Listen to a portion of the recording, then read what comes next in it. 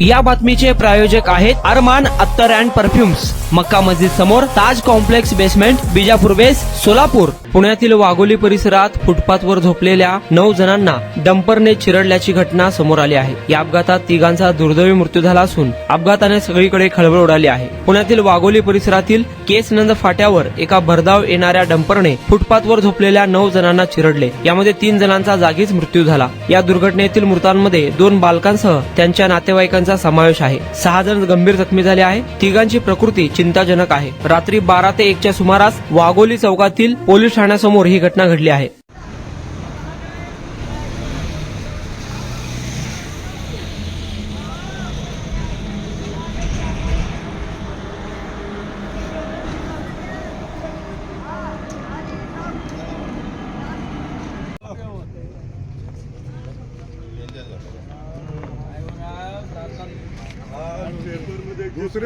दुसरे पत्रकारवाल्याला बोलायला पाहिजे सर.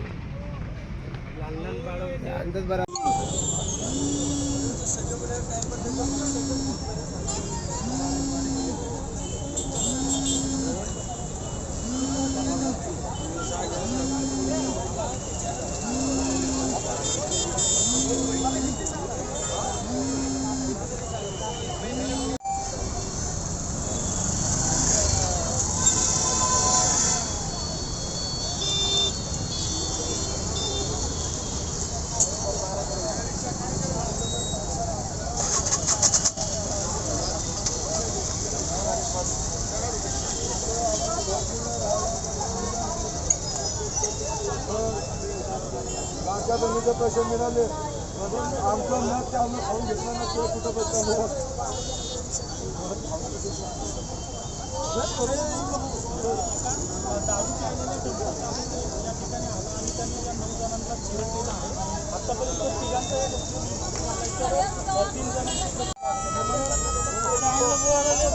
आमचे बोलतेच आमच्या पाशी काय आहे? काही जमीन नाही, काय नाही, क्विंटल सुद्धा नाही. आम्हाला राशन नाही भेटत, काय नाही भेटत. तिथं तरी येऊन मागतो आम्ही राशन पाणी आणतो.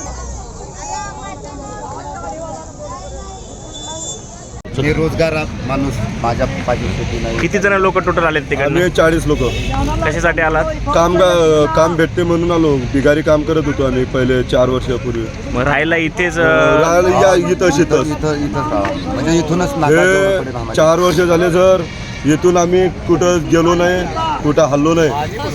आणि इथं झोपल्याच्या नंतर ऑटोमॅटिक घेऊन डायरेक्ट हे केलं. तुझं नाव सांग. टॉम्परवाल्याने. माझं नाव सरून दिरून पवार. हां बोला. 11 वाजता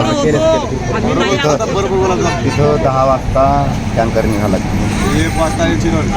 इथून मग आम्ही 11 वाजता गेलो. लोकेशन 10:30च्या 11च्या दरम्यान गेलो.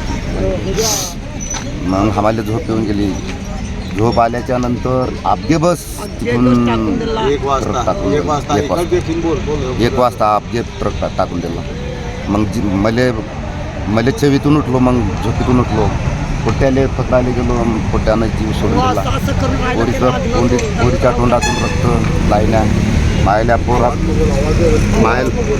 पोरगा पुतण्या ते बी जागावर. काय नाव होती त्यांची? वैभव रितेश पवार, वैभव ऋतिका रितेश पवार, विशाल विनोद पवार, जानकी रितेश पवार, आलेशा विनोद पवार, रोशन शिशांद्र भोसले, आलेशा विनोद पवार, नगेश निर्वती पवार. एवढे कुटुंबात. कधीपासून तुम्ही इथे? रिलेशा विनोद पवार. कधीपासून तुम्ही इथे? अरे आजच आलो. कुठून आले? अमरावती जिल्ह्याहून. अमरावती. आम्ही आहोत तालुका नांदगाव खंडेश्वर. हेच राजकाम, बांधकाम, कोणी मिस्त्रीच्या खाली हातमजुरी, समजा कंपनी राहू, कुठं काही राहू का, म्हणजे गॅटरीजचे कामं राहू. त्या कामासाठी आम्ही आलो. म्हणजे तिकडं आम्हाला रोजगार भेटत नाही. तिकडं मजुऱ्या बंद होऊन जाते. आमची फसल सोयाबीनची फसल केली. आम्ही चालले येत असतो इकडं कमावाले. तिकडं मजुऱ्या नाही भेटत म्हणून इकडे येत असतो. प्रॉपर नाव गावाचं नाव, तालुका आणि जिल्हा? पोस्ट मंगरुळ चव्हाडा, तालुका नांदगाव खंडेश्वर, जिल्हा अमरावती. अतिशय गंभीर असा अपघात झालेला आहे. एक डंपर चालक त्याचा डंपर मधील माल खाली करून तो परत येत असताना केसरन फाट्यावरती त्याला गाडी कंट्रोल झाली नाही आणि मग रस्त्याच्या कडेला फुटपाथ आणि फुटपाथच्या पलीकडे काही ग्राउंड मध्ये झोपलेले लोक आहेत यांच्या अंगावरून गाडी गेली. याच्यामध्ये 3 लोक मयत झाले आणि 6 लोक जखमी आहेत. डंपर चालकाला पोलिसांनी तत्काळ ताब्यात घेतलं, त्याची मेडिकल केली आणि त्याला आता अटक सुद्धा केली. खरं तर खरंच गंभीर अपघात आहे आणि याच्यामध्ये पोलिसांनी योग्य त्या कलमान्वये गुन्हा दाखल केलेला आहे आणि तपास करतोय. सर, डंपर चालक दारूच्या नशेत होता अशी माहिती समोर येते, काय आहे? बरोबर आहे. प्रथमदर्शनी असं वाटतंय. याच्याबद्दलची आम्ही मेडिकल टेस्ट केलेली आहे. रिपोर्ट आल्यानंतर कन्फर्म कळवलं जाईल. मयत कोण आहे, ते कुठून आले होते आणि फुटपाथवर का झोपले होते, म्हणजे काय आहे त्यांचं? नाही, हे बाहेरून आले होते नांदगाव या ठिकाणावर आणि मग ते कालच आले होते आणि त्या दिवशी निवाऱ्यासाठी तिथे फुटपाथवर झोपले होते आणि ते सर्व कुटुंबीय होते आणि त्या दरम्यान हा रात्री साधारण 1च्या दरम्यान अपघात झाला. सर, डंपर चालक कोण आहे? डंपर मालक चालकाच्या त्यांच्या मालकीचा डंपर आहे, त्यांच्यावर काही कारवाई करणार आहोत का? नाही, निश्चितच आता डंपर चालकाविरुद्ध तर गुन्हा दाखल केलेला आहे. हा ड्रायव्हर आहे, साधारण 26 वर्षाचा इसम आहे आणि तो गेले अनेक दिवस डंपर चालवतोय. परंतु याच्यामध्ये आणखीन काही निग्लिजन्स आहे का, जो असू शकतो, तर तसा असेल तर पोलीस निश्चित योग्य ती कारवाई करतील. सर, एकूण फेटल्स किती झालेत? अपघातांची संख्या वाढते का? त्यात जड वाहनांमुळे होणारे अपघात आणि शहरामध्ये दिवसा उजेडी जड वाहनांना परवानगी नसताना त्याची अत्यावश्यक कामं या सदराखाली होणारी वाहतूक, ज्याच्यामुळे अपघात वाढत आहेत. बांधकाम क्षेत्रातल्या अत्यावश्यक सेवांच्या नावाखाली डंपर्स किंवा कंटेनर्स मोठे मोठे जे शहरांच्या मध्यवर्ती रस्त्यांवरती चालतात, त्यातून होणारे अपघात. तर एक संख्या आणि दुसरं नियमानुसार ही परवानगी आहे का? साधारण 72 अपघात हे हेवी वाहनांमुळे पुण्यामध्ये झालेले आहेत.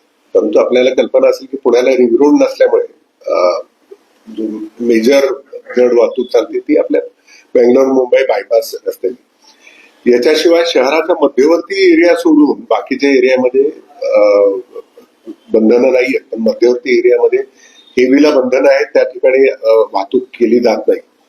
आपल्याला आता या इन्सिडेंटमध्ये सुद्धा की हा इन्सिडेंट रात्री 1 वाजता घडलेला आहे, ज्यावेळेला बंधनं नाही आहेत. म्हणजे रात्रीच्या वेळेला मध्यवर्ती भाग सोडून इतर ठिकाणची बंधनं कमी होतात, कारण मग ट्रकची मुवमेंटच होऊ शकत नाही. तर त्यामुळे हे रिलीफ पुण्यामध्ये रात्रीच्या वेळेला आहे.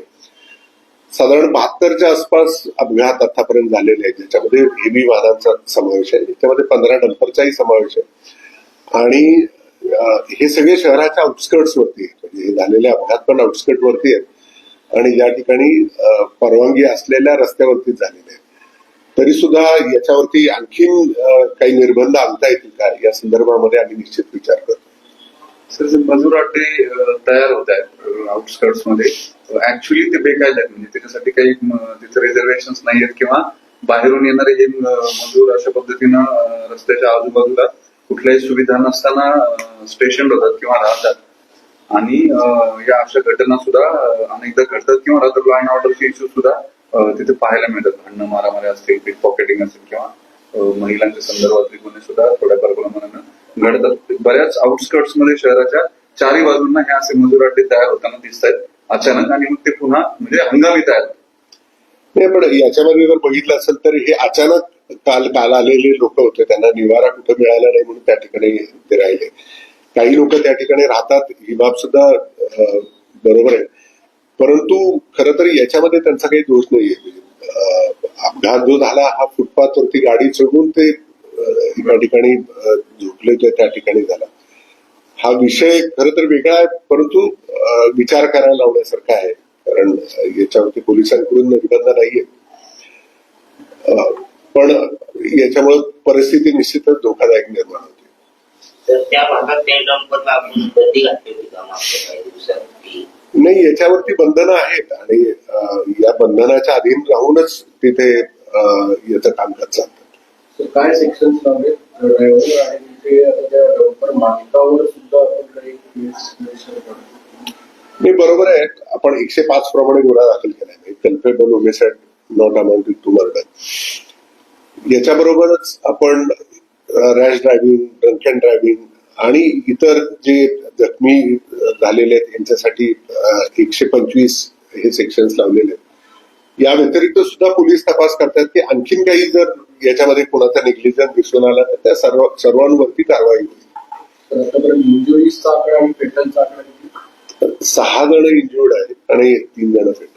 कुणाला गिफ्ट द्यायचं असेल तर मग चला ना अरमान अत्तर अँड परफ्यूम मध्ये सर्व प्रकारचे ब्रँडेड अत्तर परफ्यूम एकाच ठिकाणी मिळण्याचे सोलापुरातील प्रसिद्ध ठिकाण Arman Attar and perfume. Ajmal, Rasasi, Ahmed Al Maghribi, Swiss Arabian यासारखे नामवंत कंपनीचे अत्तर अँड परफ्यूम मिळतील. इम्पोर्टेड गॉगल्स मध्ये पोगली, रेबॅन, एलबी, फरारी, गुची, आर्मानी आदी नामवंत कंपनीचे गॉगल्स मिळतील.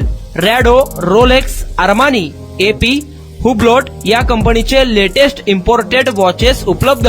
त्याशिवाय टेबल लॅम्प, बखुरदानी, मसाज गन, इम्पोर्टेड अगरबत्ती, हेअर ड्राय, फिंगर रिंग्स या वस्तू खरेदीसाठी एकदा अवश्य भेट द्या अरमान अत्तर अँड परफ्युम्स. पता मक्का मस्जिद समोर, ताज कॉम्प्लेक्स बेसमेंट, विजापूर वेस्ट, सोलापूर.